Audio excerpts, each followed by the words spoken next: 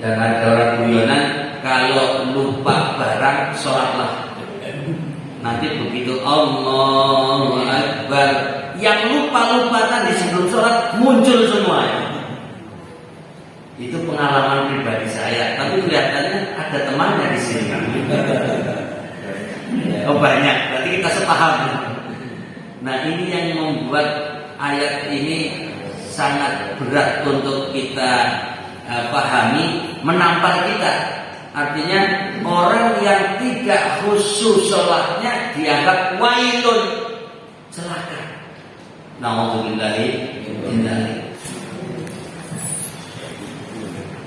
Bismillahirrahmanirrahim. Assalamualaikum warahmatullahi wabarakatuh. Waalaikumsalam warahmatullahi wabarakatuh. Bismillahirrahmanirrahim. Wassalatu wassalamu ala Rasulillah. La haula wala quwwata illa billah. Alhamdulillah wa syukurillah wa la ilaha illallah wallahu akbar. Alhamdulillah, syukur pada Allah Ta'ala pada pagi hari ini kita bisa berjumpa kembali dalam kajian membaca tafsir Juz Amma. Dan alhamdulillah sudah didahului thalabul ilmi yang telah disampaikan Bapak Haji Farid. Alhamdulillah mendapatkan ilmu, tapi kayaknya sudah 3 poin Pak ya. Alhamdulillah, mudah-mudahan ilmu yang disampaikan bermanfaat. Amin ya rabbal alamin. Dan bersyukur pada kesempatan kali ini bisa bertemu kembali, dan mudah-mudahan semuanya dalam keadaan sehat walafiat. Amin ya rabbal alamin. Biasa lambat itu ada alasannya. Jadi memang kemarin atau di malam kita punya 2 kajian. Yang pertama di Kampung Sewu Kloten habis maghrib, ya seperti biasa lagi musim hujan. Jadi memang PP benar-benar hujan deras sehingga ya biasa. Mungkin tambah umur tambah sensitif ini terhadap air. Dan itu habis sisanya lanjut ke Banyuanyar, pulang setengah 11 malam, hingga ya biasalah alasan untuk loyo. Tapi ternyata sampai malam nggak bisa tidur karena memang harus mendampingi ibu kandung yang harus dirawat. Sehingga baru bisa ya istirahat kira-kira jam 2. Nah, sehingga mungkin bahunya agak abot ya. Mohon maaf. Dan tadi buru-buru berangkat, ternyata di jalan bensinnya kehabisan. Ada saja alasan sehingga tadi cukup semangat berjalan kaki. Alhamdulillah menemukan tadi ke rumah untuk isi bensin, ya nunggu sebentar sampai dibukakan pintu sehingga motor bisa jalan kembali. Ya, karena kemarin lantainya lepas, sekarang bensinnya habis. Itulah perjalanan. Ini kali itu perjalanan. Ya alhamdulillah semuanya dinikmati. Mudah-mudahan semuanya ada hikmahnya. Amin. Baik, Bapak yang berbahagia, mari kita bersolawat untuk Rasulullah Muhammad Sallallahu Alaihi Wasallam yang telah sempurna menyampaikan ajaran Islam, diantaranya ayat surat-surat di dalam Juz Amma. Dan kita terakhir baca surat Al-Kautsar ya. Al-Kautsar. Dan kita masuk sekarang kepada surat Al-Ma'un. Surat Al-Ma'un itu surat yang tertulis berapa? Urutannya 100 berapa itu Bapak? Di kitab 107. Dan ini kadang melihat tulisannya yang kurang umum itu loh. 7 aja miring begitu tulisannya. 107 ya. Sementara di sebelah kirinya tertulis 114 ya. Oh 17. Nggak tahu ini, saya kalau baca tulisan ini agak bingung ini. Jadi ini surat yang ke 107, sementara urutannya yang ke 17 gitu ya. Ya, baik. Sebelum masuk pada ayat-ayatnya yang mengingat waktunya tinggal setengah jam, saya akan persingkat dulu, diawali dengan sebab nuzulnya dulu atau sebab turunnya, karena di buku ini tidak dicantumkan ya sebab nuzulnya, maka saya akan bacakan dengan singkat saja. Di antaranya menurut sahabat Abdullah bin Abbas radhiyallahu anhu ya, sebab nuzul surat Al-Maun ini terkait dengan As bin Waqil. Jadi tidak diceritakan lebih rinci, tapi ada kaitannya dengan As bin Waqil. Sementara menurut As-Saddi mengenai Walid bin Mughirah, ini riwayat kedua. Lalu riwayat ketiga ada juga yang mengatakan terkait Abu Jahal. Namun semuanya hampir sama. Mereka menyakiti anak yatim yang datang meminta bantuan. Jadi 3 informasi, baik kaitannya dengan As bin Waqil maupun Walid bin Mughirah, bahkan Abu Jahal, yaitu kaitannya dengan menyakiti anak yatim yang datang minta bantuan kepada mereka. Kemudian riwayat lain, Ibnu Jurayj menginformasikan terkait dengan Abu Sufyan yang biasa menyembelih unta setiap pekan. Suatu ketika seorang yatim datang meminta sedikit daging dari unta yang telah disembelih itu. Namun ia tidak diberi, justru dihardik dan diusir. Setelah peristiwa itu, Allah menurunkan 3 ayat pertama dari surat Al-Maun ini. Selanjutnya ada sebab nuzul yang lain yang diriwayatkan dari Ibnu Munzir, bahwa Ibnu Abbas mengatakan bahwa ayat keempat surat Al-Maun turun mengenai kaum munafik.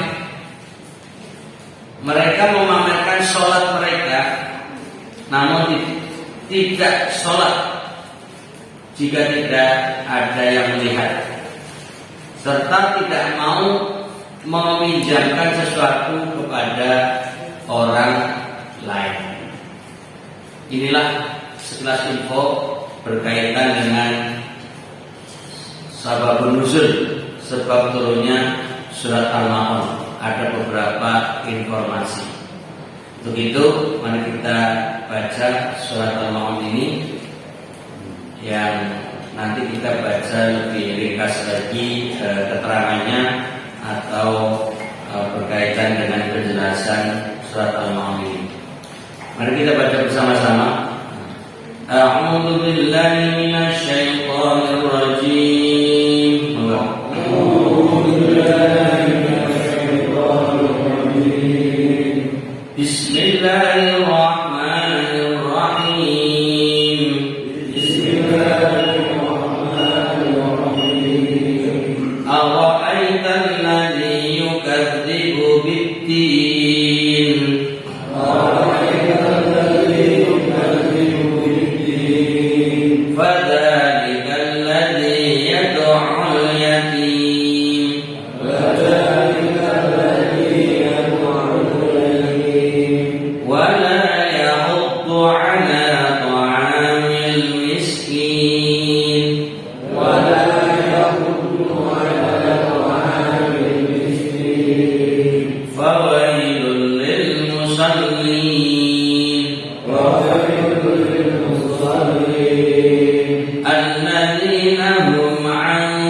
صلاتهم ساهون الذين هم عن صلاتهم ساهون الذين هم يراءون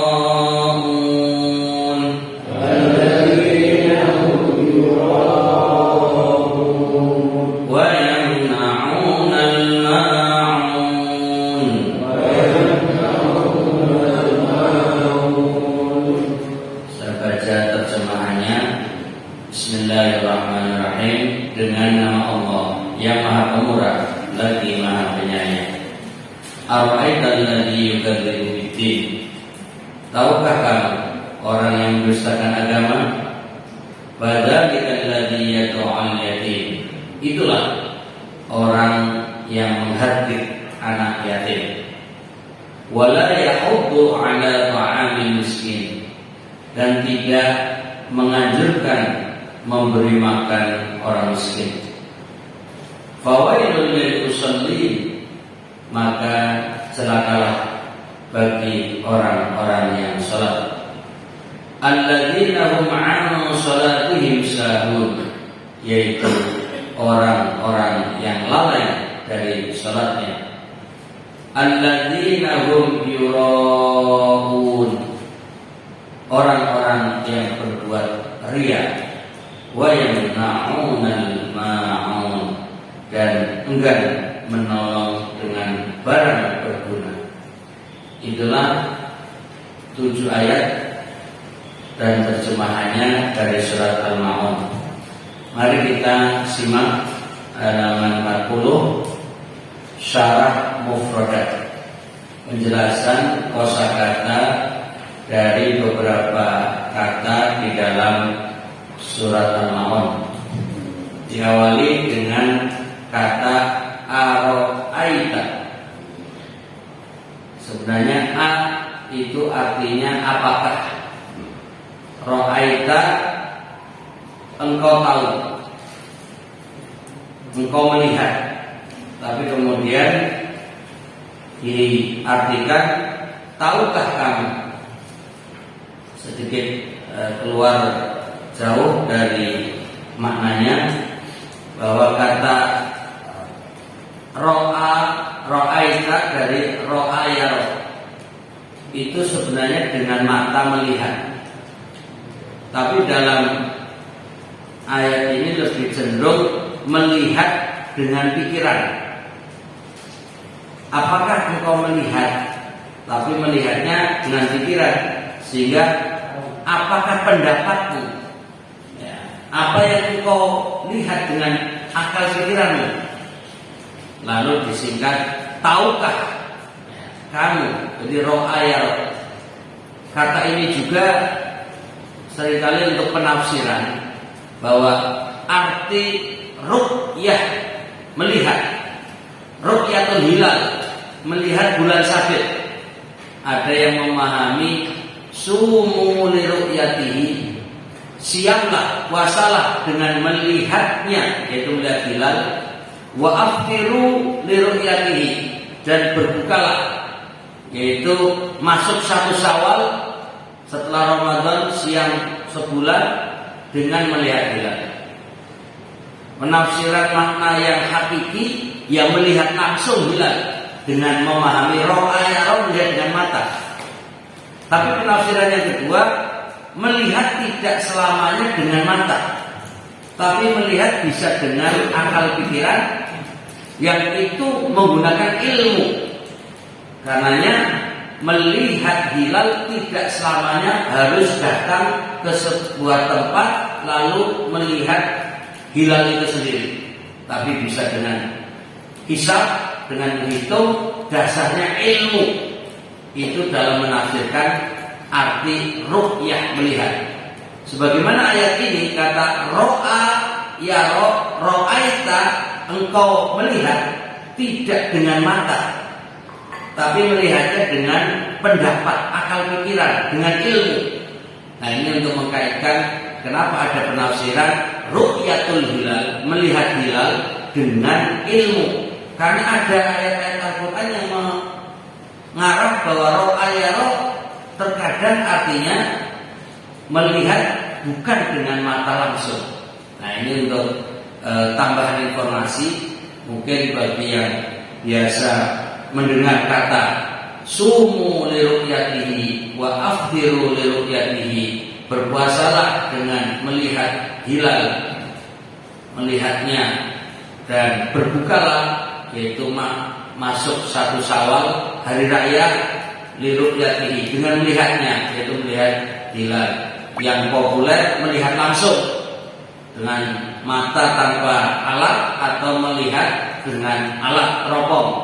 Tapi yang kedua, memaknai ru'yah tidak harus melihat dengan alat, tidak harus melihat dengan mata telanjang, tapi bisa dengan akal pikiran, dengan ilmu. Nah, ini untuk penegasan saja. Kemudian yang kedua, kata adil yang paling populer artinya agama, tapi ternyata bisa diartikan hari pembalasan. Jadi kalau kita sering dengar agama dalam bahasa Arab adil, tapi kata adil bisa diartikan hari pembalasan. Dan ini yang sering diterjemahkan di dalam surat Al-Fatihah, Maliki Yaumiddin, yang menguasai hari pembalasan, bukan hari agama. Di dalam Al-Fatihah kita hafal Maliki Yaumiddin, itu tidak kita dapati arti pemilik hari agama. Kayaknya nggak ada menerjemahkan itu. Tapi lebih banyak yang mengartikan yang menguasai, malik, malaka, memiliki, diartikan menguasai, yaum, hari, adil, pembalasan. Karena itu dalam surat ini alladzi yukadzibu biddin, itu bisa diartikan orang yang mendustakan hari akhirat, hari kiamat, hari pembalasan. Nah, itu kalau mengartikan adil, hari pembalasan. Ini biar kita kadang mendengar penafsirannya kok beda, karena memahami adil tidak hanya sebagai agama, tapi bisa diartikan yang kedua, yaitu hari pembalasan. Kemudian arti yadu'ul yatim, menyia-nyiakan hak anak yatim dan menghardiknya dengan keras. La yahuddu, tidak menganjurkan orang-orang lain. Fawailun, kebinasaan dan adab. Jadi kata wailun biasanya untuk ucapan menjelekkan orang, celakalah, ya, celakalah kamu. Itu biasanya wailun. Tapi di sini diartikan sebagai kebinasaan dan adab.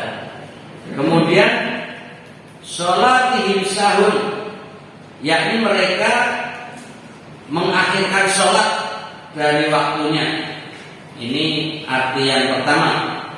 Kemudian diiringi dengan meninggalkannya. Nah, ini jadi arti sahun sebenarnya lalai, lupa, tapi ditafsirkan artinya sebagai orang yang mengakhirkan sholat. Itu satu. Kedua, lebih parah, meninggalkan. Jadi bukan sekedar lupa, tapi memang sengaja meninggalkan untuk tidak sholat. Yang ketiga, ini yang berat sekali dipahami, dimaknai, dan itu bisa menimpa kita semua, yaitu orang yang tidak khusyuk sholatnya. Wah, berat ini. Kadang kita baru takbir aja udah ingat sana sini. Dan ada orang guyonan, kalau lupa barang sholatlah. Nanti begitu Allahu Akbar, yang lupa-lupa tadi sebelum sholat muncul semua. Itu pengalaman pribadi saya, tapi kelihatannya ada temannya di sini. Oh, banyak, berarti kita sepaham. Nah, ini yang membuat ayat ini sangat berat untuk kita pahami, menampar kita. Artinya orang yang tidak khusyuk sholatnya dianggap wailun, Nauzubillahi min dzalik. Jadi penafsiran ini agak berat diterima.